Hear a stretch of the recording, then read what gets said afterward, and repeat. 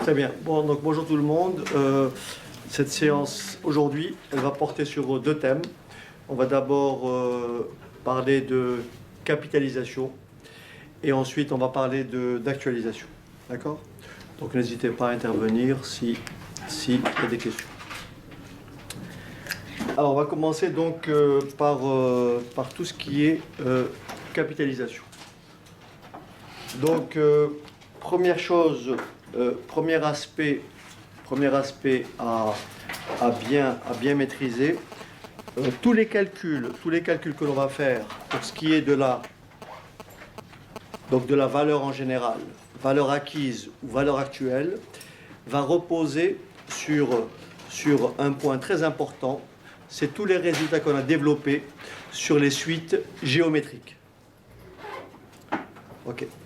Alors, qu'est-ce que c'est une suite géométrique? C'est une suite telle que le terme suivant, d'accord, se déduit du terme précédent en le multipliant à chaque fois par le même nombre qu'on appelle la raison. Ça veut dire que si vous avez une série comme celle-ci, si vous avez un nombre qu'on va appeler le premier nombre qu'on va appeler U0 et qu'on va appeler 4. Ici, je vous dis que la raison Q, c'est tout simplement égal à 3. Le successeur de U0, c'est U1, qui est égal à combien? À 4, que multiplie combien? 3, c'est-à-dire à Q fois U0, c'est-à-dire 3 fois 4. Donc 3 fois 4, ça fait 12. Ensuite, si vous voulez calculer U2, vous dites c'est tout simplement Q fois le précédent, c'est-à-dire Q fois U1.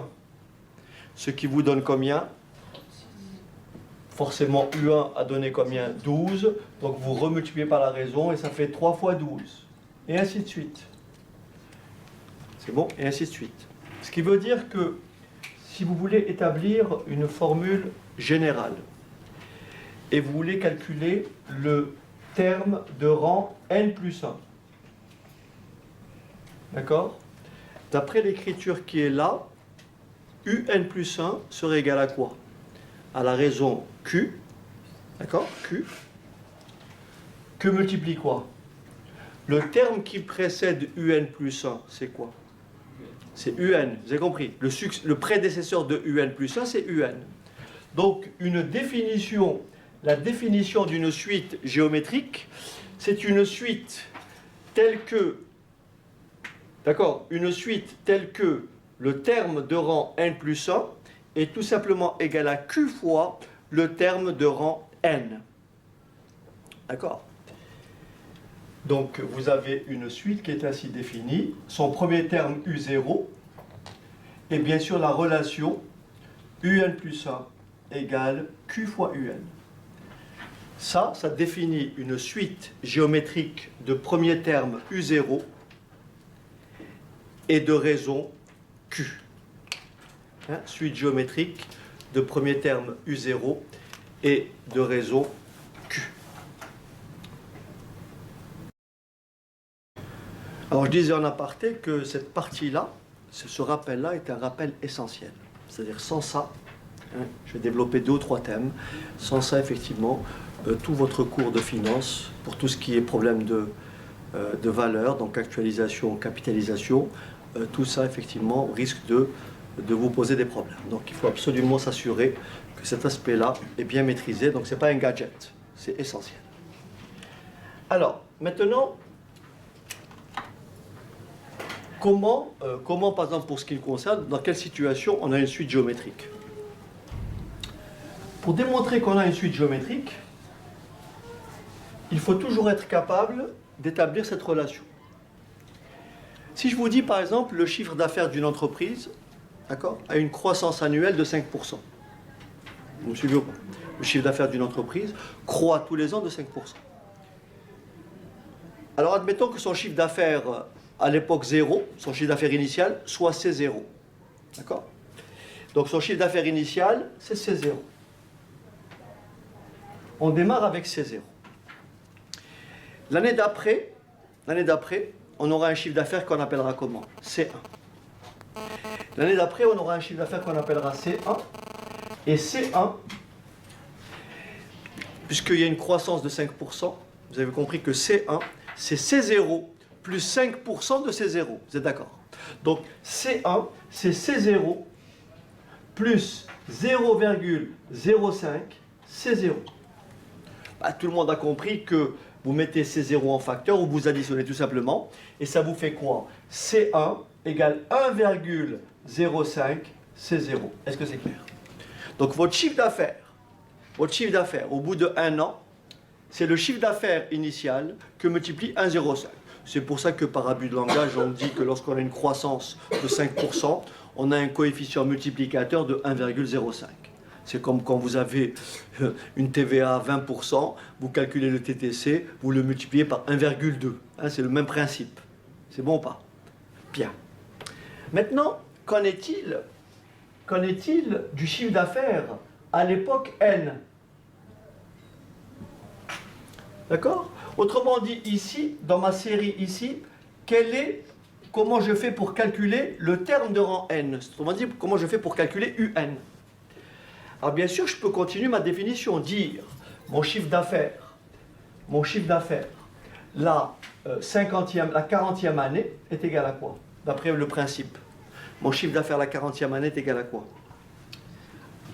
À mon chiffre d'affaires atteint the year before, you understand? The year before means C39. I'm doing it on purpose. I'm speaking English just to tell you that it's very important that you must get used to this language because you've got an examination. Okay? So, C39 plus combien? Plus combien? 0,05 de C39, oui ou non? Ce qui me donne après, en regroupant, ça me fait de nouveau 1, combien? 0,5 C39. Ok. Et maintenant, on peut dire quoi? Cn plus 1. C'est quoi le chiffre d'affaires en n plus 1? C'est Cn plus 0,05 Cn. Ce qui me donne quoi? Cn plus 1 est égal à quoi? 1,05 Cn.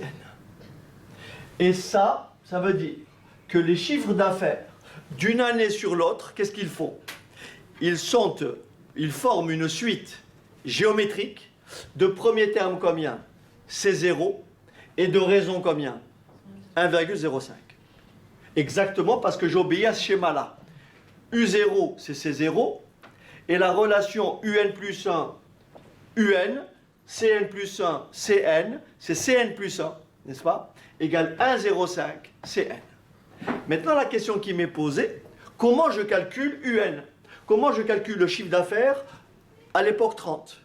Comment je calcule le chiffre d'affaires à l'époque 20? Autrement dit, comment je calcule C20? Et donc, c'est ce que je vais titrer maintenant. Terme de rang n. Donc là, j'ai une suite géométrique. De premier terme, c'est 0 et de raison, c'est n, puisque la relation, c'est Cn plus 1 égale à Q fois UN. Cn plus 1 égale à Q fois Cn. UN plus 1 égale à Q fois UN. Je suis dans ce schéma-là. J'ai donc une suite géométrique. Et la question qui est posée, quelle est la valeur de Cn? Ok? Quelle est la valeur de Cn? Autrement dit ici, quelle est la valeur de UN? Alors, bien sûr, on peut tenir un raisonnement par récurrence, mais on va essayer, à notre niveau, de faire les choses de façon plus simple pour trouver un résultat simple, mais essayer de l'expliquer, entre guillemets, assez rapidement. Est-ce que je peux effacer ou... C'est bon? Je peux effacer? Alors, regardez comment on va faire.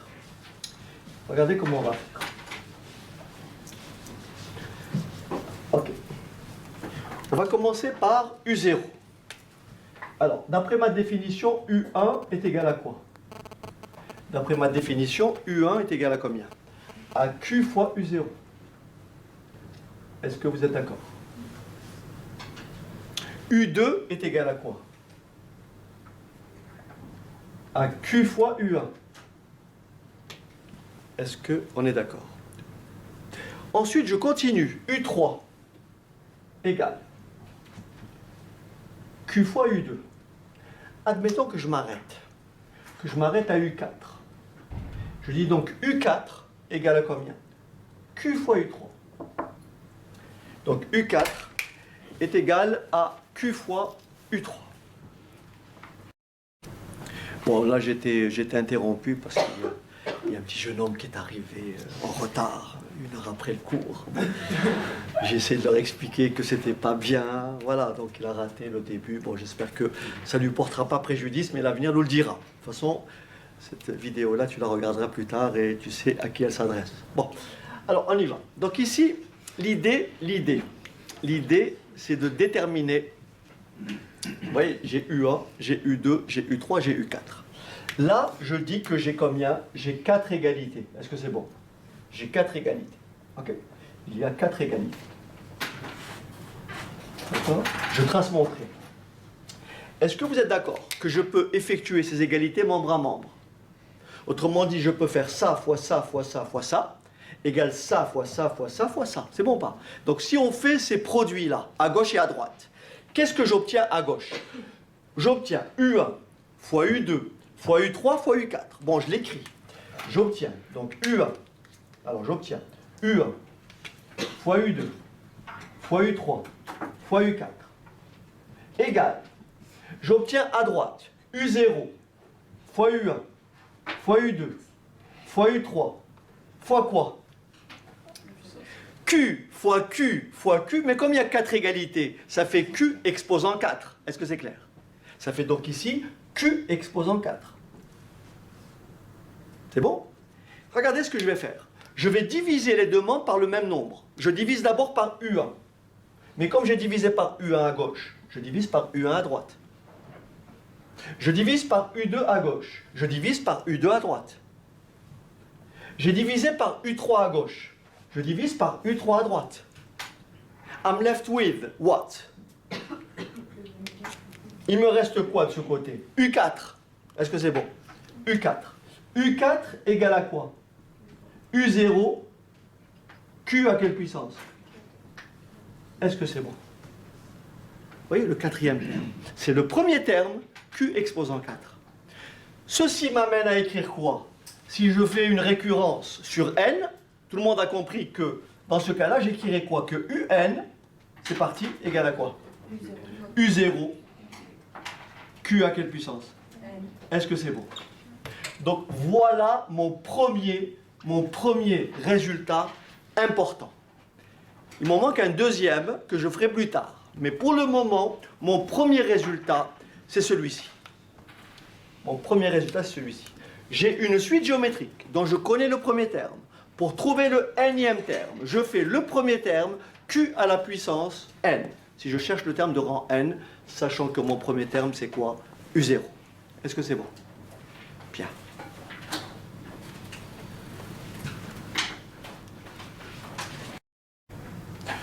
Ok, donc on va utiliser ce résultat pour aborder notre première formule, et c'est déterminer la valeur acquise par un capital C0 placé à un taux I pendant n périodes. Alors, avant de commencer, j'aimerais d'abord vous dire que je m'intéresse au placement à long terme. Autrement dit, la partie que je vais aborder, ça concerne ce qu'on appelle les intérêts composés. Parce qu'il y a deux types de capitalisation. Il y a l'intérêt simple sur des périodes courtes et l'intérêt composé. La différence, c'est que pour l'intérêt simple, vous avez le capital initial. Vous calculez l'intérêt sur la durée.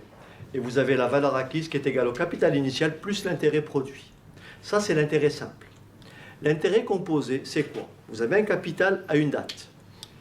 Vous définissez la période de capitalisation, qui peut être le mois, le trimestre, le semestre, l'année. Vous avez le taux de capitalisation. Vous avez votre premier capital initial. Au bout d'une période, il va produire des intérêts. Ces intérêts-là vont s'ajouter au capital initial. C'est ce nouveau bloc qui va de nouveau produire des intérêts. Autrement dit, vous allez capitaliser les intérêts. Est-ce que c'est bon? Ça, c'est le placement à intérêt composé. Donc la question qu'on se pose maintenant, au travers de ce qu'on vient de faire, si je place aujourd'hui un capital C0 à un taux I, quelle sera la valeur acquise par ce capital dans N périodes, dans N mois, dans N trimestres, dans N semestres, dans N années. Okay. Alors, d'abord, dans tous les calculs que l'on fera, chaque fois qu'il sera question du taux, chaque fois que vous aurez le taux I, c'est toujours pour 1 euro. Dans mes calculs, c'est pour 1 euro. Ça veut dire que si je vous donne un taux I de 8%, qu'est-ce que ça veut dire un taux I de 8%? Ça veut dire que pour 100 euros placés, vous avez combien? 8 euros d'intérêt sur la période. Donc si le taux est annuel, sur 100 euros placés, vous avez 8 euros d'intérêt sur l'année. Est-ce que c'est bon? Mais dans mes calculs, je ne vais pas placer 100 euros, mais je vais placer combien? 1 euro. Donc dans mes calculs, quand je ferai référence à 8%, ça sera combien? Ça sera 0,08. Quand je ferai référence à 8%, ça sera 0,08 puisque c'est pour 1 euro. Ok. Autrement dit, si je vous dis je place 500 euros à 8%, au bout de 1 an, j'ai combien? Ben, j'ai 500, l'intérêt, je veux dire l'intérêt, j'ai 500 que multiplie 0,08. Puisque pour 1 euro, j'ai 0,08, pour 500 euros, j'aurai 500 fois 0,08. Est-ce que c'est bon? Vous comprenez ça? Ok. Alors allons-y, on va donc commencer. Donc je vais titrer valeur acquise par un capital donc C0, valeur acquise par un capital C0, placé au taux I pendant N périodes. Valeur acquise par un capital C0, placé au taux I pendant N périodes. Valeur acquise par un capital C0, placé au taux I pendant N périodes. Alors, au départ, au bout de une période, j'ai C1. Au bout de une période, j'ai C1. C1 est égal à quoi? Au capital placé plus l'intérêt produit. C'est-à-dire combien? C0. Pour 1 euro, j'ai I d'intérêt. Pour 1 euro. Pour 2 euros, j'ai combien? 2 I d'intérêt. Pour 5 euros, j'ai 5 I d'intérêt. Pour C0 euros, j'ai quoi? C0 fois I. Est-ce que vous avez compris? Donc j'ai C0 plus l'intérêt, c'est-à-dire C0 que multiplie I. Capital placé plus l'intérêt. On met C0 en facteur. Et qu'est-ce qu'on obtient? On obtient C1 égale à quoi? C0 que multiplie 1 plus I. D'accord? Je mets C0 en facteur. C'est 1 fois C0 plus C0 fois I. Vous mettez C0 en facteur, ça fait C0 facteur de 1 plus I. Faisons un calcul pour C2. C2, ça va être quoi? C1 plus C1I. Donc de nouveau, ça me fait quoi? C1 fois 1 plus I. Est-ce que c'est bon? Maintenant, si je me place l'année N plus 1. Donc quelque part, je me place l'année N plus 1. Qu'est-ce que j'ai en N plus 1? Qu'est-ce que j'ai en N plus 1? Combien? Cn plus CNI. Je mets Cn en facteur et ça me donne Cn plus 1 égale à quoi? Cn facteur de quoi? 1 plus I. Que traduit ce résultat? Ce résultat, on va le rapprocher de ce qu'on avait dit tout à l'heure. Là, ça veut dire quoi? Que les valeurs acquises C0, C1, C2, C3, C4, Cn, qu'est-ce qu'elles ont comme particularité? Elles forment une suite géométrique de premier terme combien? C0 et de raison combien? 1 plus i.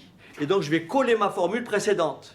Rappelez-vous, on avait écrit tout à l'heure que UN, je la rappelle la formule, on avait écrit que UN égale à U0 Q à la puissance n. Donc là, je vais coller ma formule et je vais donc écrire que Cn est égal à quoi? Ça, c'est ma première formule. Cn est égal à quoi? À C0, la raison c'est quoi? 1 plus i, et ceci à quelle puissance? N. Voilà ma première formule. Il y en a exactement 4. Avec les 4 formules qu'on va développer, vous pourrez manipuler toutes les quantités possibles. Donc, première formule, valeur acquise par un capital C0 placé au taux I pendant n périodes. Cn égale C0 fois 1 plus I à la puissance n. On va faire quelques applications numériques. Alors, exemple numéro 1, calculer à 6%,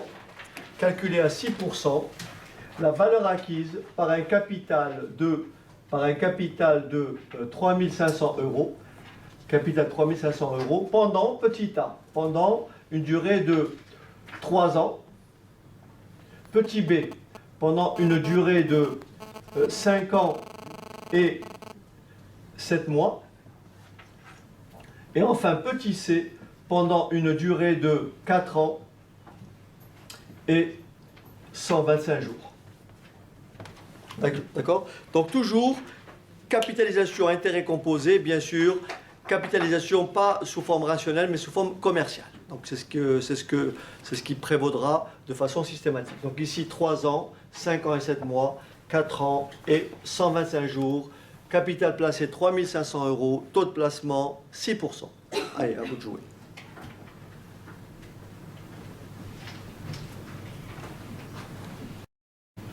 Très bien, donc voici la première réponse. Donc pour le premier cas, ça ne pose pas de problème, on applique la formule directement, il n'y a pas de piège. Donc pour le premier cas, nous avons C3, je vais appeler ça C3, qui est égal à C0, donc 3500, que multiplie tout simplement 1,06. Nous avons un nombre de périodes, donc un nombre entier de périodes, donc exposant 3.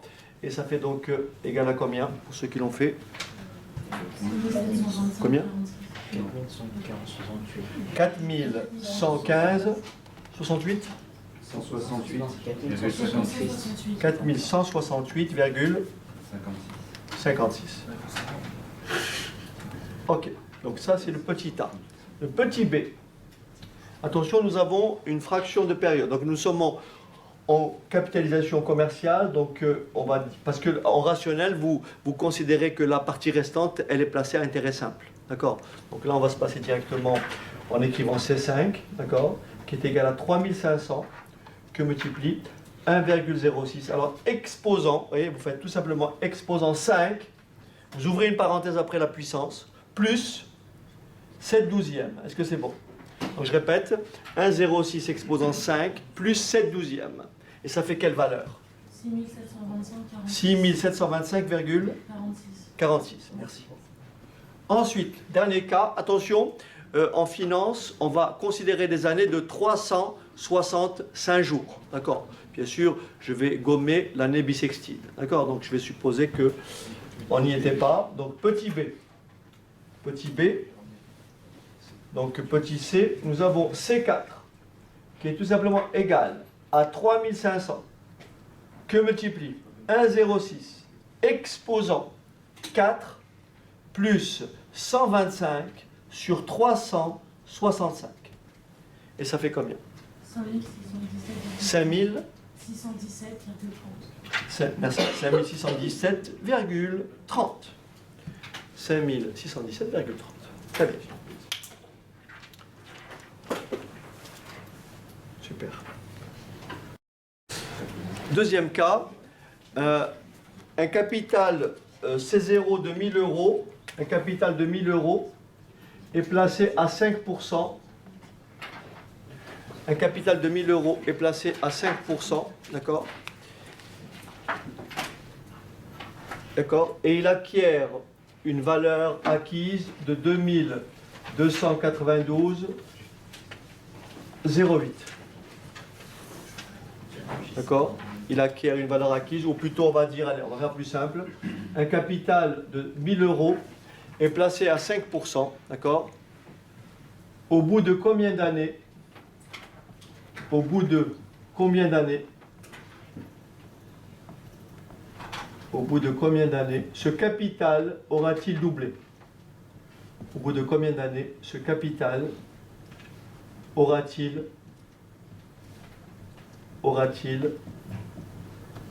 doublé? Voilà. Donc 1000 euros placés à 5% et on veut un doublement du capital et on veut trouver cette durée. Donc la position de ce problème c'est simplement de se formuler ainsi. Si mon capital est de 1000, la question qui est posée c'est trouver le taux. Donc j'écris quoi? Je veux que 1000, n'est-ce pas? Je veux que 1000 placé au taux I. Donc 1000, je multiplie 1 plus I. D'accord? Pardon, pas 1 plus I, mais le taux I c'est combien? 5%. Donc 1000 placé au taux I, donc 1,05. Exposant N, la durée je ne l'ai pas. Et je veux que ce capital, cette valeur acquise, soit au moins égale à combien? À 1000 euros. Pardon, au double, à 2000 euros. Est-ce que c'est bon? Donc voilà mon inéquation à résoudre. Je divise de chaque côté par 1000. Vous me suivez ou pas? Je divise de chaque côté par 1000, ce qui vous fait 1,05. Exposant N est plus grand ou égal à 2, oui ou non? Alors maintenant, il faut se rappeler de ceci. Chaque fois que vous avez une inconnue en exposant, il faut composer par la fonction ln. La fonction logarithme népérien est une fonction qui est strictement croissante. Par conséquent, si petit a est plus grand que petit b, et petit a et petit b positif, alors ln de a est strictement plus grand que ln de b. Donc qu'est-ce que je peux écrire ici? Que le logarithme de 1,05 exposant n est plus grand ou égal au logarithme népérien de 2. Donc chaque fois que vous avez une inconnue en exposant, il faut passer par les logarithmes. C'est une règle à ne jamais oublier. C'est des choses qu'il faut savoir de façon pérenne. On ne l'apprend pas à une date et puis on met ça au tiroir. D'accord, au tiroir, on intègre ça de façon définitive. Et donc maintenant, nous avons une propriété des logarithmes qui fait que ln, parce que le logarithme d'un produit, c'est la somme des logarithmes, mais si vous multipliez les produits et vous avez a exposant n, ça vous fait tout simplement la formule n ln de a. Est-ce que c'est bon? Et logarithme de a exposant n, c'est n ln de a. Donc ici, ça me donne quoi? Ça me donne quoi ici? N ln de combien? De 1,05. Est-ce que c'est bon? Supérieur ou égal à ln de 2. Alors maintenant, se pose la question. Ici, vous avez 1,05 est un nombre qui est strictement supérieur à 1. Ce qui veut dire que le logarithme de 1,05 est comment? Positif. Donc je peux diviser les deux membres par ln de 1,05 sans changer de sens. Donc le n que je cherche, il est tel que n, donc cette inégalité-là équivaut à ln de 2 divisé par ln de 1,05. Et si vous tapez ça à la machine, vous me dites combien? ln de 2, ça fait à peu près 17, si j'ai bonne mémoire. Ou ça fait 15, je ne sais pas. Combien ça fait ln de 2 sur ln de 1,05? 14,2. 14,2, ça m'étonnerait. Ah oui, 14,2. Ok, c'est bien. 14,2. Alors attention, on me dit au bout de combien d'années? C'est pour ça que j'ai écrit mon inégalité. Donc tu avais raison. Mais j'imagine que tu as tapé à la queue leu-leu, c'est ça? C'est pas bien. Hein? Parce que tu es parti de 1000, tu as multiplié par 1,05 par 1,0. C'est ça? Tu as tâtonné. Voilà. Tu as tâtonné. Donc il vaut mieux passer par ce raisonnement-là. D'accord? Et donc on dit au bout de combien d'années, il faut que n soit supérieur ou égal à 14,2. C'est à partir de n égale combien? 15. Vous avez compris? Puisqu'on vous dit au bout de combien d'années? Il faut que n soit plus grand ou égal à 14,2. D'où n égale tout simplement 15. Donc le capital sera au moins égal à 2000, à partir de la 15e année. Oui. Juste une question pour l'examen. Si on pose cette question, on est obligé d'expliquer tout ça. Mais bien sûr, oui, il n'y a même pas de questions. Tu vois, ça, c'est des questions qui n'ont pas lieu d'être. Pourquoi tu veux que le jour d'examen, tu peux répondre autrement? Si tu l'as appris, je ne comprends pas. Non, mais est-ce qu'on peut juste noter la base de l'équation et mettre directement la réponse? C'est-à-dire, au moins écrire ça. Non, pas parler de... Oui, mais c'est bon, après, c'est pareil. Toute réponse, elle est sujette à... Voilà, donc une correction est subjective. Donc moi, à ta place, si tu l'as comprise, si tu arrives à cette réponse-là, et que tu as pensé ce cheminement-là, d'accord, tu as pensé ça, ben, tu l'écris. Maintenant, si tu as fait comme ta camarade et tu as tâtonné, ben, tu écris ce que tu sais faire. Mais si tu as fait un calcul en intégrant ce raisonnement-là, je ne vois pas pourquoi tu ne l'écriras pas sur ta copie. C'est ça que je veux dire. Enfin, moi, c'est parce que j'ai pas pris ce raisonnement-là, j'ai juste fait une équation et j'ai mis la calculette et ça m'a donné la réponse. C'est ça que je veux dire. Oui, voilà, oui, mais si tu n'as pas de calculette, comment tu fais? Voilà. C'est pas ça. C'est qu'à un moment donné, tu es obligé de justifier. Voilà, c'est tout. Donc il y a des choses qu'il faut savoir faire. Alors un autre exemple, je place cette fois-ci toujours un capital de 1000 euros. Donc 16 euros égale 1000 euros. Ce capital, je le place pendant 13 années. Donc petite année égale 13. D'accord? 13 ans. Et j'obtiens une valeur acquise C13 égale tout simplement à 2409,85. J'obtiens une valeur acquise égale à 2409,85. Et la question est très simple. Calculer le taux d'intérêt. Calculer le taux I. Alors, cette partie-là, en général, pose des petits soucis. J'aimerais quand même faire ce petit rappel, tout simple. Vous savez que si je prends, je raisonne qu'avec des quantités positives. Si je vous dis x au carré égale 25, et si je suppose que x est positif, tout le monde a compris que x est forcément égal à 5. Je suis passé de là à là en prenant la racine carrée de 25. Est-ce que c'est bon? Mais j'ai supposé que x était positif. Maintenant, je peux tenir le raisonnement et me dire, ici j'ai x exposant 2. Vous me suivez ou pas? Et là, j'ai x exposant 1. Comment suis-je passé de x exposant 2 à x exposant 1? J'ai tout simplement fait ceci, regardez bien. X exposant 2 exposant 1,5. Est-ce que vous êtes d'accord que x exposant 2 exposant 1,5, je fais le produit des puissances? Et si vous faites le produit des puissances, 2 fois 1,5, ça fait combien? Ça fait 1. Donc vous retrouvez bien x. Et donc si vous tapez ici 25 exposant 1,5, ça vous donnera pile 5. Donc racine carrée ou exposant 1,5, c'est la même chose. Donc tapez ça à la machine, ou tapez ça à la calculatrice, ça vous donne la même expression. Est-ce que c'est bon? Vous pouvez essayer. Donc une fois que vous avez compris ça, bah, c'est très facile. Si je vous demande cette fois-ci, toujours avec x positif, de résoudre cette équation-là, je vous dis x exposant 4 égale 81. D'accord? Je vous demande de résoudre cette équation-là. Qu'est-ce que vous dites? Vous dites, pour déterminer x, je n'ai qu'à élever ce membre-là à la puissance combien? 1 quart. Et donc ça vous donne 81 exposant 1 quart. Vous venez d'extraire la racine quatrième. Je peux l'écrire comme ça, ou je peux l'écrire comme ça. C'est la même écriture. Racine quatrième de 81. Là, je mets rien, parce que par défaut, quand il n'y a rien, c'est un 2. Vous voyez, quand il n'y a rien, c'est un 2. Mais quand il y a racine cubique, vous mettez un 3, vous mettez un tiers. Quand il y a racine quatrième, vous mettez un 4 ou vous mettez puissance 1 quart. Est-ce que c'est clair? Une fois que vous avez compris ça, après, l'exercice ne pose pas de problème. Est-ce que c'est bon? Je vous laisse le faire maintenant, rapidement. Allez.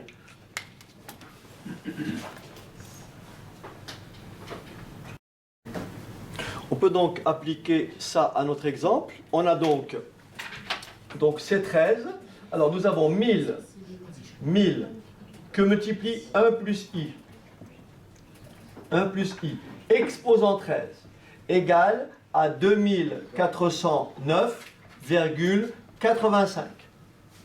On divise par 1000 les deux membres, ce qui me laisse 1 plus i exposant 13 égale à 2,409,85, c'est-à-dire 40 985. Donc 1 plus i exposant 13.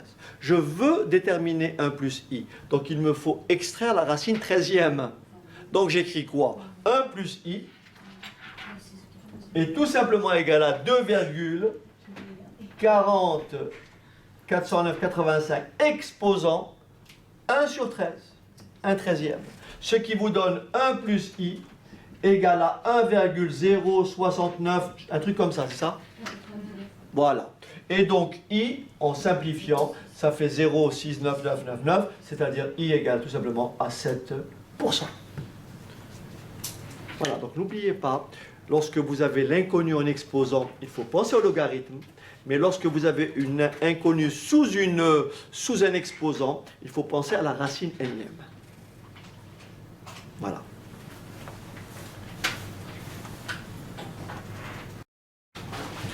Maintenant, on va aborder la valeur acquise par un groupe de capitaux. Autrement dit, cette fois-ci, on ne place plus un seul capital, mais on peut avoir des placements multiples. Donc on va se placer ainsi. Nous avons donc ici, on va se placer comme ça, nous avons une échelle temps. C'est très important de visualiser ainsi. Ici, nous sommes à l'époque N. Ici, nous sommes en N plus 1. Ici, nous sommes en N plus, on va dire, 3. Ici, nous sommes en N plus 5. Et là, je vais aller en N plus 10. Donc, j'ai un capital A, j'ai un capital B et j'ai un capital C. Donc, j'effectue donc 3 versements. J'effectue 3 versements A, B, C aux dates indiquées. D'accord? Donc, en N plus 1, je verse grand A. En N plus 3, je verse grand B. Et en N plus 5, je verse grand C. La question est, quelle est la valeur acquise par ce groupe de capitaux à quelle date? En N plus 10. Valeur acquise en N plus 10. D'accord?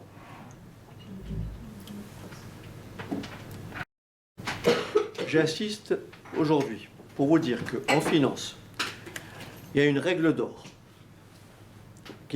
pour laquelle il ne faut jamais effectivement dévier. La règle d'or, c'est celle-ci. Lorsque vous avez des capitaux,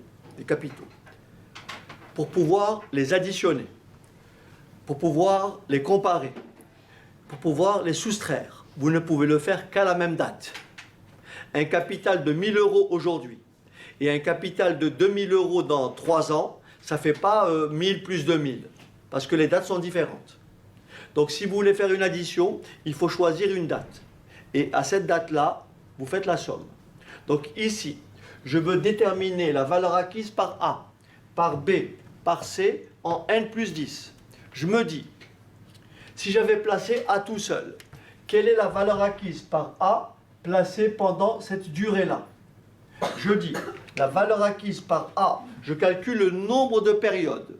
Comment vous faites? C'est très simple. Vous faites date finale, moins date initiale. Ce qui veut dire que je suis en N plus 10. Et j'ai placé mon capital en N plus 1. Vous faites N plus 10 moins N plus 1, et ça vous fait quoi? 9 ans, enfin 9 périodes. Ce qui vous donne V10, j'écris V10 égale la valeur acquise par A, c'est-à-dire A, facteur de quoi? 1 plus I exposant combien? N plus 10 moins N plus 1, ça fait 9. Plus la valeur acquise par le second versement, par B, placé pendant combien de temps? Pendant 7 ans. N plus 10 moins N plus 3, donc plus B, facteur de 1 plus I exposant 7, plus la valeur acquise par mon troisième versement, qui a été placé pendant quelle période? 5 périodes. Donc plus C, facteur de 1 plus I, exposant 5. Voilà la valeur acquise par ce groupe de capitaux A, B, C, versés respectivement en N plus 1, N plus 3 et N plus 5. La valeur acquise en N plus 10, c'est la valeur acquise par le premier, plus la valeur acquise par le deuxième, plus la valeur acquise par le troisième. Pourquoi je peux faire une somme? Parce que j'ai ramené ces trois montants à la date N plus 10. Est-ce que c'est bon? Voilà, on va faire une petite pause. Très rapidement, j'ouvre une parenthèse, il y avait une petite erreur de calcul précédemment. Donc on m'a soufflé la mauvaise réponse. Donc on avait écrit, quand on avait 3500 à... Rappelez-vous, 3500 à 6% pendant 5 ans et 7 mois, n'est-ce pas? On m'avait soufflé une mauvaise réponse et je crois 4000 combien? 100 combien? 4845,73. Voilà, on m'avait soufflé 6000 et des poussières, ok? Donc ça, je tenais quand même à le corriger. Alors, on va donc maintenant donner un exemple. Donc je vous dis que c'est un exercice. Alors on y va. Quel est à 8%? Oui, un exemple. Quel est à 8%? Quelle est à 8% la valeur acquise? Quelle est à 8% la valeur acquise?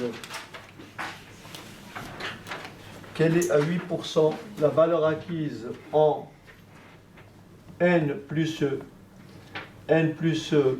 12? Quelle est à 8% la valeur acquise en N plus 12 par deux capitaux, par deux versements de 1500 et 2500 euros effectués respectivement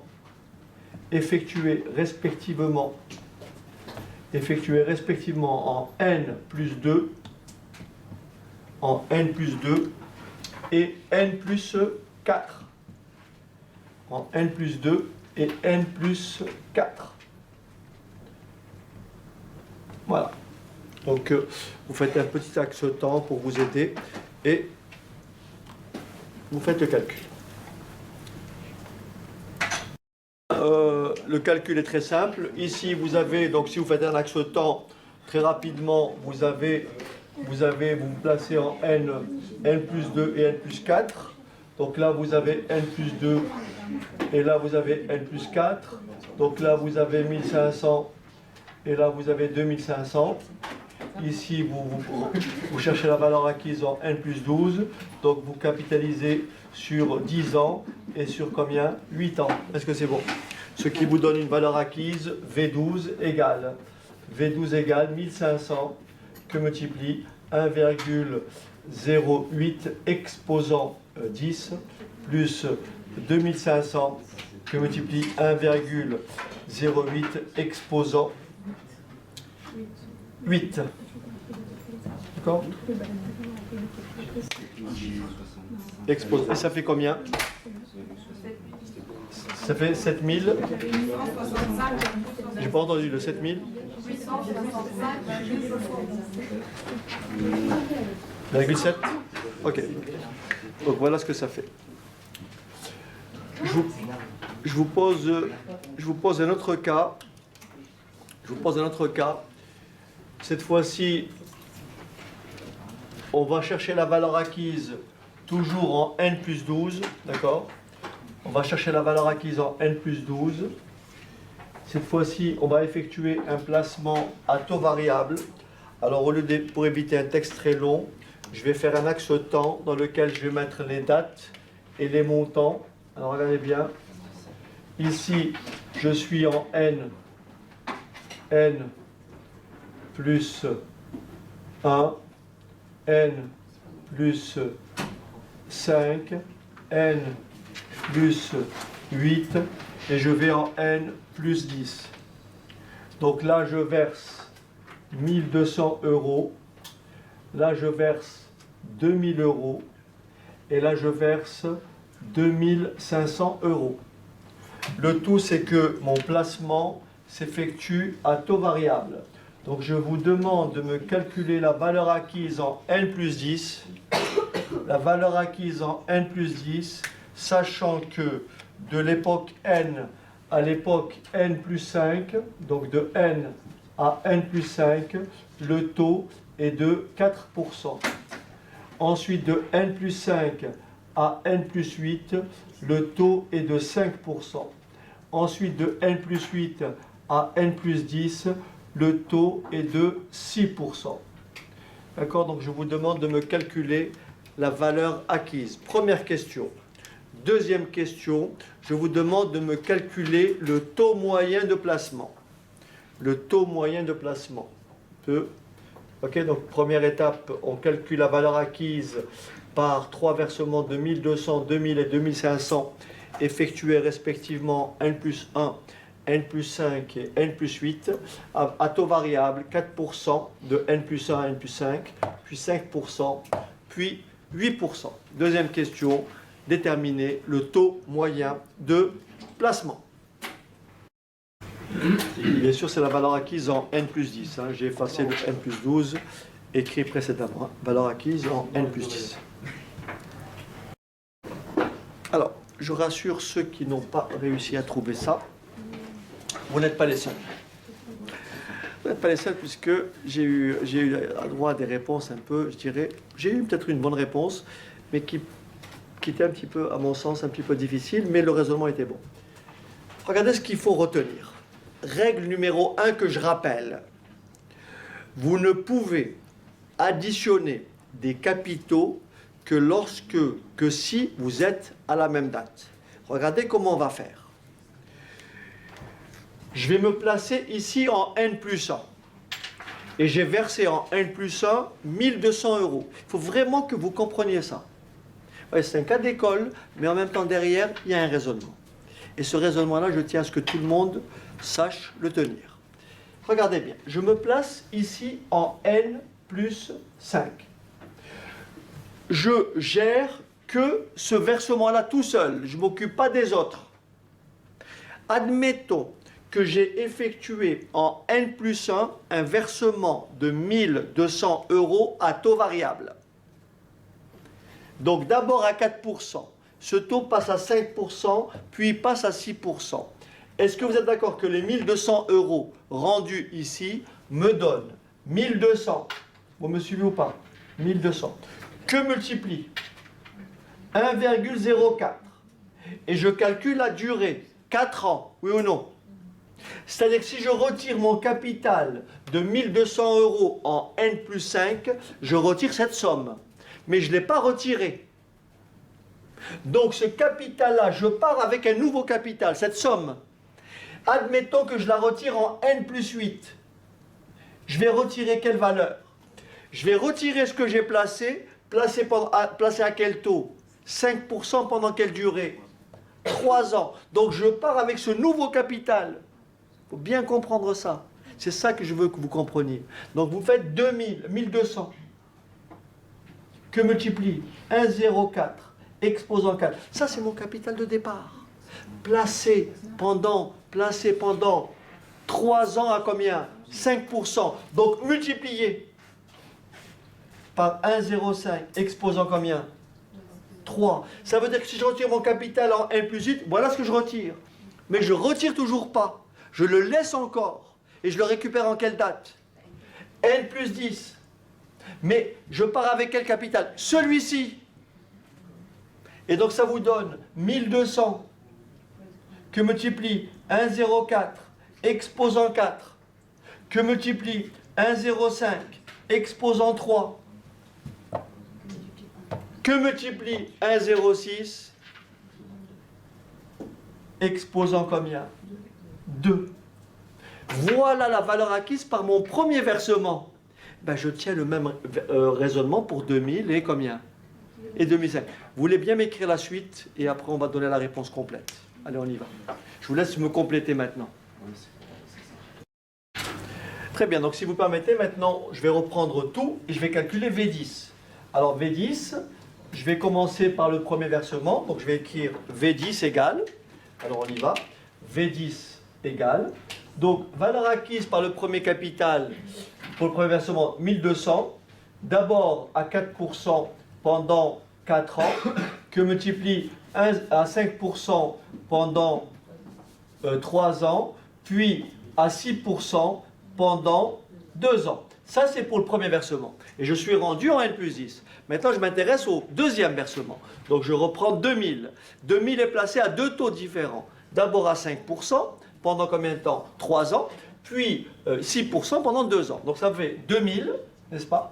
Que multiplie 1,05 exposant, en réalité, on reprend les mêmes puissances, vous voyez, 3, que multiplie 1,06 exposant 2. Alors, comme j'ai plus de place, je reprends ici, plus 2500, tout simplement placé au taux de 6%, et ce pendant 2 ans. Ce qui me fait une valeur acquise égale à combien? Combien ça fait? 7236. Alors, 7236,37 39. Très bien. Ensuite, j'ai posé une deuxième question. Alors faites attention, ne pas faire l'erreur. J'ai demandé quel était le taux moyen de placement. Ceux qui ont calculé un taux moyen en faisant une moyenne arithmétique des taux ont faux. Le taux moyen, ce n'est pas 4%, plus 5%, plus 6%, le tout divisé par 3. C'est archi faux. Le taux moyen, c'est une moyenne géométrique qu'il faut faire. C'est une moyenne géométrique. Il ne faut surtout pas faire une moyenne arithmétique. Le taux moyen, ce n'est pas 9 plus 6, 15% divisé par 3, 5%. Ce n'est pas ça le taux moyen. Tout le monde est d'accord avec cette somme-là? Tout le monde est d'accord? Comment je fais pour calculer le taux moyen? Qu'est-ce qu'il peut me dire? Yes? Bon, en fait, je pense qu'on doit faire 4% fois le nombre d'années durant lesquelles ça a été placé à... Non, ma fille. Non, pas bien. On repart pas de la valeur là Très bien. et on fait la formule avec I plus 1 plus 1. C'est pas égal à ça, non? Enfin, 1200 fois 1 plus I, puissance, enfin le nombre d'années. D'accord. C'est la même chose avec 2000 et 2300 égale à 7200. Très bien. Voilà. Donc en réalité, je pose une équation. Je cherche un taux. En réalité, le taux qu'on me demande. À quel taux, vous me suivez ou pas? À quel taux? Ça va? À quel taux faut-il placer ces 3 versements pour réaliser combien? Une valeur acquise de combien? 7236, combien? 39. Donc au lieu d'avoir 4%, 5% et 6%, j'aurai un taux I. D'accord? Et c'est ce taux I qui va représenter une moyenne. Est-ce que c'est bon? Donc voilà l'opération que je vais poser. Est-ce que je peux effacer? Je peux effacer? Ok. C'est peut-être ce que tu voulais dire, peut-être, c'est ça? Non. Non, d'accord. Alors, donc là, je reprends. Je reprends ici, donc le taux de placement, cette fois-ci, le taux moyen, vous voyez, j'efface tout ça, et le taux moyen, c'est I. Donc je dis 1200, que multiplie 1 plus I, pendant combien de temps? 9 ans, plus 2000, que multiplie combien? 1 plus I, exposant combien? 5, plus 2005, que multiplie 1 plus I, exposant combien? 2. Et tout simplement égal à combien? À 7000, rappelez-moi combien on avait dit? 7000 236. 200 36. 36,39. Ok, 39. Alors regardez bien. Donc ici, j'ai une équation en I. Bien sûr, vous avez compris que cette équation-là ne peut pas être résolue par la méthode classique. Je ne peux pas isoler I. Je suis obligé d'appliquer soit la méthode de résolution, trouver une équation approchée, une solution approchée de cette équation. On peut bien sûr à notre niveau utiliser les ressources de la calculatrice et utiliser la fonction comment? Solver. Donc vous allez utiliser le solver de la calculatrice pour générer la valeur de I. Et je vous demande de me renvoyer cette valeur-là si vous voulez bien. De me dire, à l'aide de votre calculatrice, quelle est la solution de cette équation.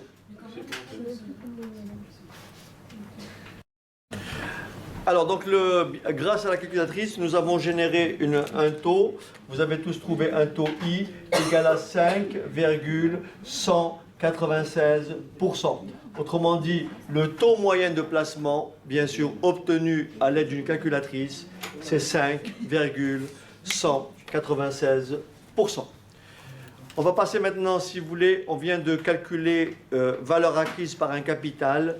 On va maintenant passer à une étape importante. C'est celle qui va vraiment nous intéresser. C'est tous les problèmes d'actualisation. Autrement dit, on va exprimer des capitaux à la date d'aujourd'hui. Autrement dit, j'ai un capital placé à cette date. J'ai une valeur acquise en N+, d'accord ? Et je peux aussi me poser la question, que faut-il placer aujourd'hui pour avoir, d'accord, une certaine valeur en N plus quelque chose, ok? Donc on va s'intéresser maintenant, on va titrer valeur actuelle d'un capital. Alors, valeur actuelle d'un capital, voilà ce que ça fait. Donc ça, c'est un calcul mathématique tout simple. Tout le monde sait que x exposant 0, c'est combien? X exposant 0, c'est 1, à condition que x soit différent, bien sûr, de 0. Tout le monde sait que 0, c'est quoi? C'est x exposant n plus moins n, qui est égal à quoi? À 1, puisque n plus moins n, ça fait 0. Et vous savez que x exposant n plus moins n, c'est tout simplement égal à x exposant n que multiplie x exposant moins n, qui est égal à 1. Et vous déduisez une relation importante, c'est x exposant moins n, c'est tout simplement l'inverse de x exposant n. Donc x exposant moins n, c'est 1 sur x exposant n. Donc si vous voulez calculer 10 exposant moins 2, 10 exposant moins 2, c'est tout simplement 1 sur 10 au carré, c'est-à-dire 1 centième. C'est pour ça qu'on dit à 10 moins 2 près, c'est au centième près, à 10 moins 3 près, au millième près, etc. Donc, relation importante, x exposant moins n, c'est l'inverse de x exposant n. C'est ce que je vais utiliser pour tous les problèmes d'actualisation. OK? Donc, x exposant moins n égale 1 sur x exposant. Donc, je vais donc titrer valeur actuelle. Alors, valeur actuelle. Alors, je pars de la relation précédente. On a vu que la valeur acquise Cn est tout simplement égale à C0 que multiplie 1 plus i à la puissance n. Donc, quand je me place ici, lorsque je me place ici en 0, je vais ici en n. Dans ce sens-là, je dis que je capitalise. Donc dans ce sens-là, c'est ce qu'on appelle la capitalisation. Capitalisation. D'accord? Et dans l'autre sens, c'est bien sûr lorsque vous remontez le temps, vous actualisez. Donc ça, c'est le principe de l'actualisation. Actualisation. Donc si à l'époque 0, j'ai C0, à l'époque n, j'ai Cn, la relation qui existe entre C0 et Cn, c'est cette relation. Vous avez compris que je peux retrouver C0 à partir de Cn. C'est ça le principe de l'actualisation. Que vaut C0? C0 est tout simplement égal à quoi? À Cn divisé par quoi? Par 1 plus i exposant combien? N. Mais comment on peut écrire 1 sur 1 plus i exposant n? On l'a écrit précédemment et on va donc écrire que C0 est tout simplement égal à Cn que multiplie 1 plus i exposant moins n. Ça, c'est ma deuxième formule de mathématiques financières. Ça, c'est ma deuxième formule de mathématiques financières. C0 égale Cn fois 1 plus i exposant moins n.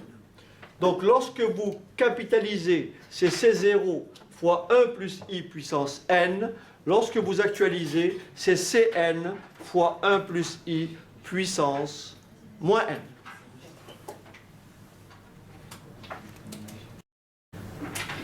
Exemple,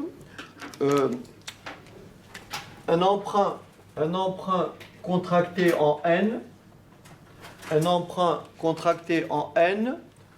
au taux de 4%, un emprunt contracté en n au taux de 4% est remboursé à l'aide d'un versement unique, effectué en n plus 8, est remboursé à l'aide d'un versement unique effectué en n plus 8, est remboursé à l'aide d'un versement unique de 5 000 €. Est remboursé à l'aide d'un versement unique de 5 000 € effectué en n plus 8. D'accord ? Il est remboursé à l'aide d'un versement unique de 5 000 € effectué en n plus 8. Question, quel est le montant de l'emprunt ? Question, quel est le montant de l'emprunt ? Donc ici, le schéma est très clair. Nous avons donc effectivement, nous avons emprunté en n, n'est-ce pas ?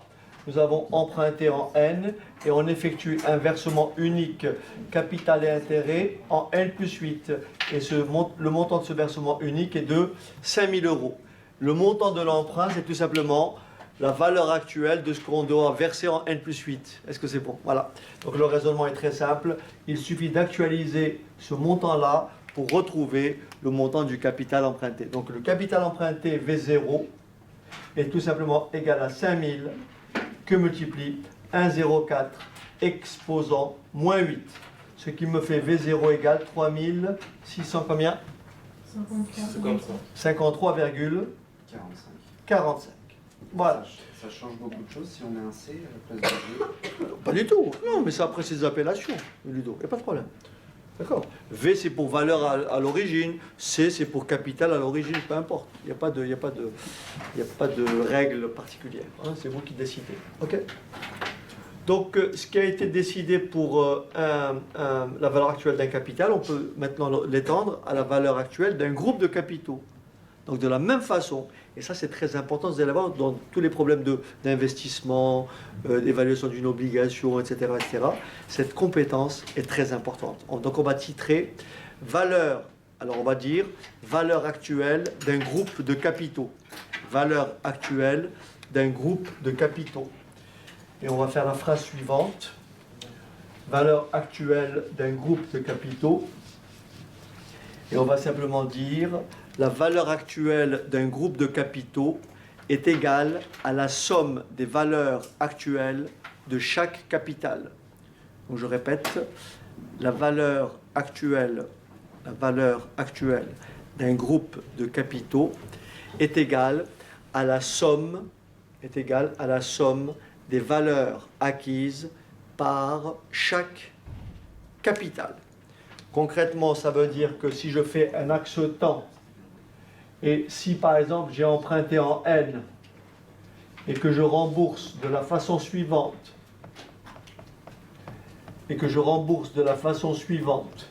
à l'aide de 3 versements A, B et C, la question est la suivante. Quel est le montant du capital emprunté? Autrement dit, quelle est la valeur actuelle de ce groupe de capitaux? Qu'est-ce que je fais? Je prends, encore une fois, les valeurs une à une et je les actualise. Je prends le premier groupe, je prends la première valeur et je la ramène en N. Je prends la seconde valeur et je la ramène en N. Et je prends la troisième valeur et je la ramène en N. Est-ce que c'est bon? Ce qui veut dire que V0, dans notre cas, V0 est égal à, tout simplement, grand A que multiplie 1 plus I exposant moins 2, plus grand B fois 1 plus I exposant moins 5, plus grand C fois 1 plus I exposant moins 10. Donc ça, c'est la valeur actuelle d'un groupe de capitaux. Très bien, je disais à l'instant que cette compétence, ce raisonnement-là est très important en finance. Je vais prendre très rapidement deux exemples. Admettons que, bon, je ne reviens pas sur, enfin on aura le temps d'en parler lorsqu'on abordera le marché des obligations, mais admettons, vous savez à peu près tout ce qui est une obligation, donc voilà. Et donc vous savez que les obligations sont cotées sur le marché. Donc une obligation, c'est un titre de créance. Donc vous recevez, donc la personne détenteur de l'obligation va percevoir tous les ans des intérêts, qu'on appellera un coupon d'intérêt, d'accord, qui est calculé sur la base de la valeur nominale.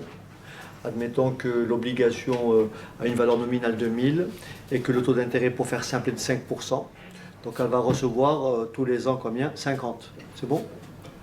Et au bout de 3 ans, 4 ans, 5 ans, elle va être remboursée. D'accord? Admettons qu'on ait une obligation, avec bien le raisonnement, vous allez comprendre pourquoi ce calcul est important. Et bien sûr, ça sera lors du prochain cours, je vous expliquerai comment on simplifiera encore ce calcul. C'est ça qui est très important. Il faut vraiment que vous preniez la mesure de ce que j'essaie de vous apprendre aujourd'hui.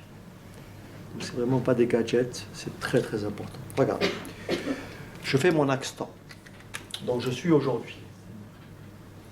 Je suis aujourd'hui et je veux savoir sur le marché des obligations combien une obligation peut être cotée.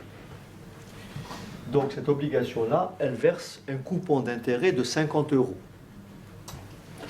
tous les ans. Et sa durée de vie est de 4 ans.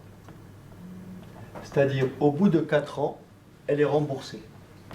Donc elle verse le dernier coupon et elle est remboursée. Donc on va dire qu'elle est remboursée au pair. D'accord? Donc elle est remboursée sur la base de combien? De 1000 €. Je répète ici comment j'ai calculé les 50 €. C'est la valeur nominale, 1000 € que multiplie le taux d'intérêt, 5%. 5% de 1000, ça fait bien 50. Bien.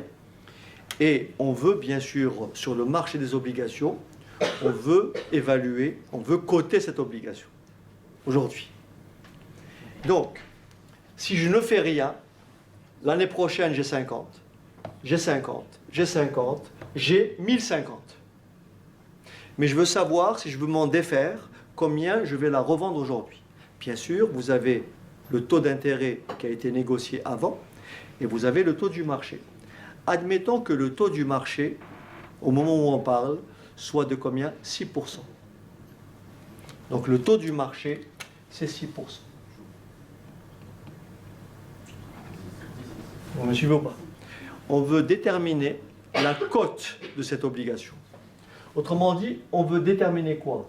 La valeur actuelle de tous ces flux futurs. Est-ce que c'est bon? On veut déterminer la valeur actuelle de tous ces flux. Est-ce que c'est bon? Alors on y va. Voilà comment est cotée l'obligation. Elle sera égale à quoi? C0, sa valeur actuelle. C0, sa cote aujourd'hui. Ou V0. C'est parti. On commence. Premier capital actualisé. 50, actualisé bien sûr au taux du marché. Au taux actuel. 50 que multiplie 1,06 exposant moins 1. Plus 50 que multiplie 1,06 exposant moins 2.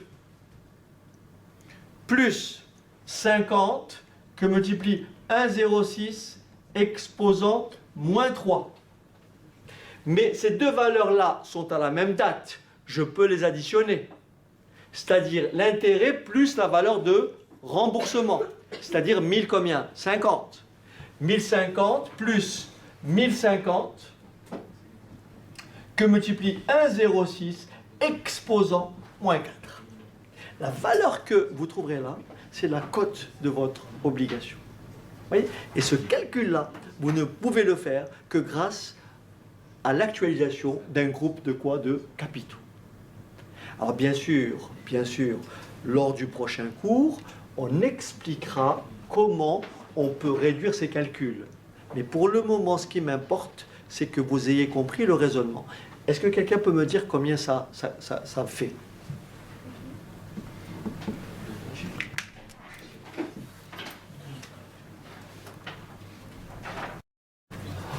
Donc, V0 est égal à 965,35. D'accord? Bien sûr, elle vaut moins que sa valeur nominale. Tout simplement pourquoi? Ça, on le verra plus tard. Parce que le taux du marché est supérieur au taux nominal. Autrement dit, le cours de l'obligation a c'est-à-dire le cours de l'obligation évolue en sens inverse des taux d'intérêt. Lorsque le taux d'intérêt augmente, le cours de l'obligation chute. Si je prends un taux d'intérêt de 4%, j'aurai une valeur supérieure. D'accord? Et ça, on le verra plus tard. Donc voilà un exemple d'application d'un problème d'actualisation. Je vous propose un deuxième exemple pour vous montrer l'importance.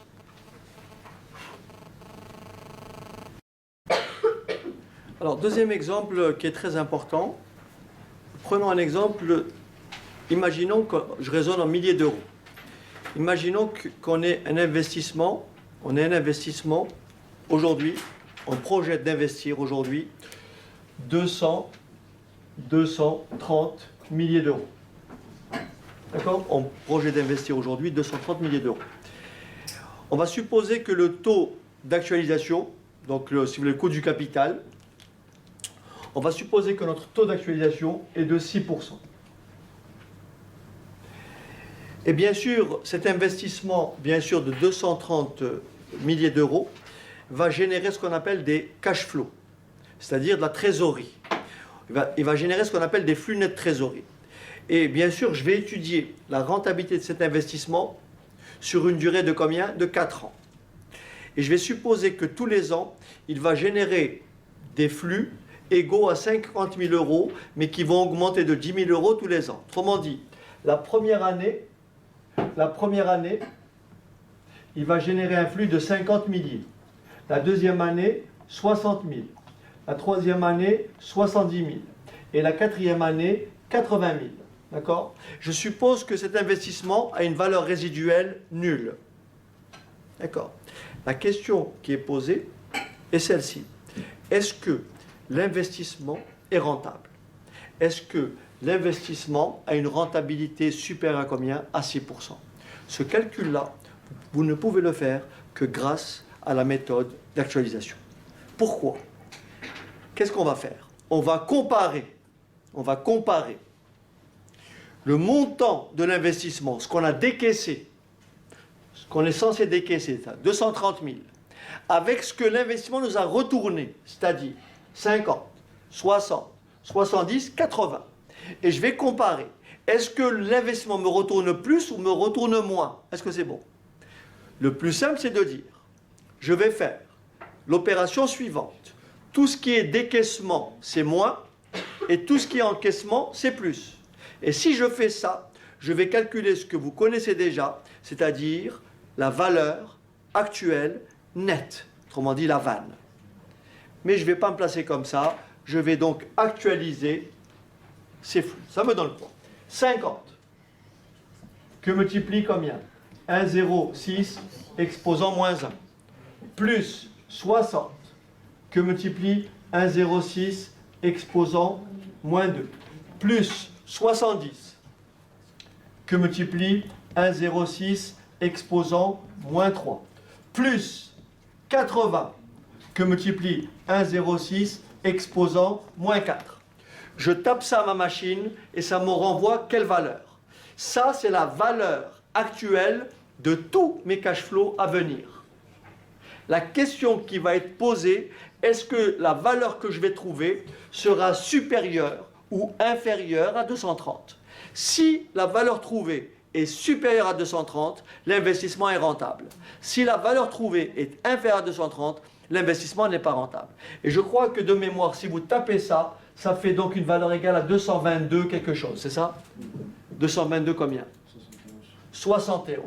C'est-à-dire que mes cash flows actualisés valent combien? 222. Mon investissement vaut 230. Par conséquent, le projet n'est pas rentable. Et si j'avais calculé la vanne, ça m'aurait fait quoi? La valeur actuelle nette, ça m'aurait fait combien? Moins 230. Moins 230, c'est un décaissement, plus la valeur actuelle de tous ces flux, 222, et ça m'aurait fait une vanne qui est comment? Négative. Ce qui veut dire que le projet, bien sûr, a une rentabilité inférieure à combien? À 6%. Est-ce que c'est bon? Voilà une autre application de l'actualisation. Vous voyez, c'est quand même un élément central.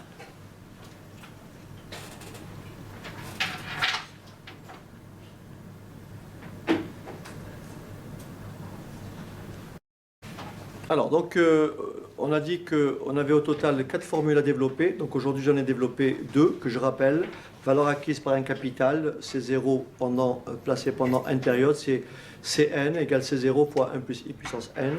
Deuxième formule, valeur actuelle d'un capital, c'est C0 égale Cn fois 1 plus I exposant moins n. Ensuite, on a bien sûr manipulé les deux, c'est-à-dire qu'on a soit capitalisé un groupe de capitaux, soit cherché la valeur actuelle d'un groupe de capitaux. Maintenant, on peut avoir un mixte, c'est-à-dire qu'on peut tout à fait imaginer qu'une entreprise, par exemple, est empruntée à cette date et qu'elle rembourse de la façon suivante, n plus 2, n plus 10 et n plus 6, n plus 10, et donc là elle verse 2000, 3000 et 5000, d'accord? Et donc elle a emprunté en N, elle a emprunté au taux de 5%. Admettons qu'elle décide d'un commun accord avec l'organisme prêteur, n'est-ce pas? Qu'elle décide de rembourser, au lieu de rembourser en 3 fois, elle décide de rembourser en une seule fois. D'accord? Elle décide d'effectuer un seul versement, mais ce versement unique, elle va l'effectuer en N plus 6. D'accord? Au lieu d'effectuer 3 versements, elle va effectuer un versement unique en N plus 6. Ma question est celle-ci.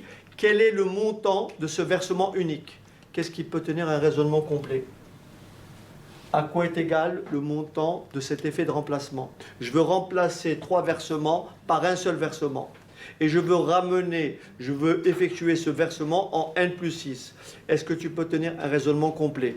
Tu me dis donc. Donc je pense que déjà, pour ce qui est des 2000 euros, il faut qu'on les capitalise pendant 4 ans au taux de 5%. Très bien. Et les 5000 euros, il faut qu'on les verse en N plus 10, il faut qu'on les actualise. Très bien. Et les 3000? On les laisse tels quels parce que... Exact. Je suis à la date. Bon raisonnement. On ramène tout à la date. Et bien sûr, on calcule la durée. Soit on va en plus, soit on va en moins. Est-ce que c'est bon? Donc je ramène tout à cette date-là. D'accord? Je ramène tout à cette date-là. Donc l'effet de remplacement, que j'appelle V6, c'est quoi? C'est 2000, n'est-ce pas? Que multiplie 1,05, pardon, exposant combien? 4, plus, bien sûr, 3000 qui valent 3000 puisqu'ils ont été placés pendant 0 période.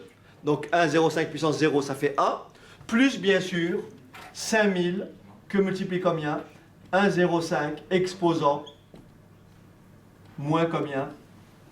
Moins 4 puisque j'actualise sur 4 ans. Donc là, vous voyez, là vous actualisez et là vous capitalisez. Et là vous êtes à la date.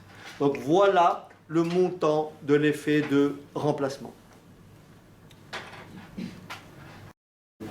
Très bien, pour le résultat, c'est 9544,52. On vient de me souffler la réponse. Donc a priori, j'ai pas d'objection, ça va être bon. Ok. Donc cette réponse est validée. Alors, si vous permettez, je vais terminer ma séquence aujourd'hui en expliquant ce que sont très rapidement des taux proportionnels et ce que sont des taux comment dirais-je, équivalents. Pour les taux continus, ça va être un petit peu plus long, mais je vous invite à visionner, j'ai fait une petite vidéo là-dessus qui est intitulée Taux continu. C'est une étape importante, mais compte tenu de l'heure, Je pense qu'on abordera surtout les taux équivalents. Taux proportionnel, ça va aller très vite. Alors, voilà ce qu'on peut dire des taux proportionnels. Donc si je prends, admettons, si je prends un taux I, donc taux proportionnel, si je prends un taux I de 8%, d'accord ? Si je prends un taux annuel de 8%, tout le monde a compris, donc ce taux c'est un taux annuel, petit a. Est-ce que vous avez compris que le taux proportionnel semestriel, c'est combien ? 4%. Est-ce que c'est bon ? Le taux semestriel proportionnel. Donc deux taux sont proportionnels, n'est-ce pas ? Deux taux sont proportionnels, d'accord ? S'ils sont dans le même rapport que les périodes auxquelles ils se rapportent. Autrement dit, si vous avez un taux annuel IA, si vous avez un taux annuel IA, pour trouver le taux mensuel proportionnel, vous divisez IA par combien ? Par 12. Pour trouver le taux proportionnel trimestriel, vous divisez le taux IA par combien ? Par 4. Est-ce que c'est bon ? Et si vous voulez trouver le taux semestriel proportionnel, vous divisez le taux annuel par combien ? Par 2. Ça, c'est les taux proportionnels. D'accord ? Taux mensuel proportionnel au taux annuel, taux trimestriel proportionnel au taux annuel et taux semestriel proportionnel au taux annuel. Inversement, si on vous donne un taux mensuel et qu'on vous demande le taux semestriel serait égal à quoi à partir du taux mensuel ? À 6 fois, on me suit ou pas ? À 6 fois le taux mensuel. Est-ce que c'est clair ? Si on me donne un taux mensuel et qu'on me demande de trouver le taux semestriel proportionnel, dans un semestre, il y a 6 mois. Donc le rapport de proportionnalité, c'est 6. Donc le taux semestriel est tout simplement égal à 6 fois le taux mensuel. Donc là, il n'y a pas de problème. Là où c'est un peu plus délicat, c'est pour les taux équivalents. D'accord ? Pour les taux équivalents, je vais vous donner la définition.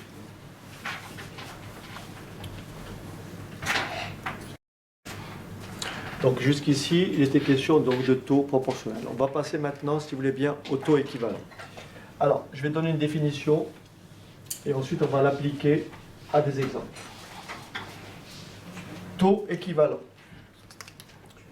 Taux équivalent. Taux équivalent. On va dire ceci. Deux taux, je dicte, c'est très important, la définition est importante. Deux taux sont équivalents. Deux taux sont équivalents si appliqués. Deux taux sont équivalents si appliqués au même capital pendant la même durée. Si appliqués au même capital pendant la même durée, ils produisent la même valeur acquise. Donc je répète, deux taux sont équivalents si appliqués au même capital pendant la même durée, ils produisent la même valeur acquise. Alors on va donner des exemples et vous allez bien comprendre comment ça marche. Regarde, admettons que l'on me donne un taux annuel. Admettons que l'on me donne un taux annuel de 8% et qu'on me demande de calculer le taux trimestriel équivalent. Taux trimestriel équivalent. Voilà le raisonnement que je vais tenir. Je prends le même capital et pour faire simple, on va prendre 1 euro. Je prends 1 euro que je place au taux IT, 1 euro au taux IT, pendant un trimestre. Ça me donne quelle valeur acquise ? Ça me donne 1 euro que multiplie 1 plus IT à la puissance 1. Donc ça c'est 1 euro placé au taux trimestriel pendant un trimestre. Je prends la même somme, donc toujours 1 euro. Je prends toujours la même somme, 1 euro. et je place cette somme-là, 1 euro, au taux IA. Donc j'écris 1 plus IA. Pour que ce taux-là soit équivalent à ce taux-là, les valeurs acquises doivent être égales, le capital placé doit être égal et la durée doit être égale. Donc là, j'ai placé ça pendant un trimestre et tout le monde a compris qu'un trimestre, c'est quoi? C'est un quart d'année.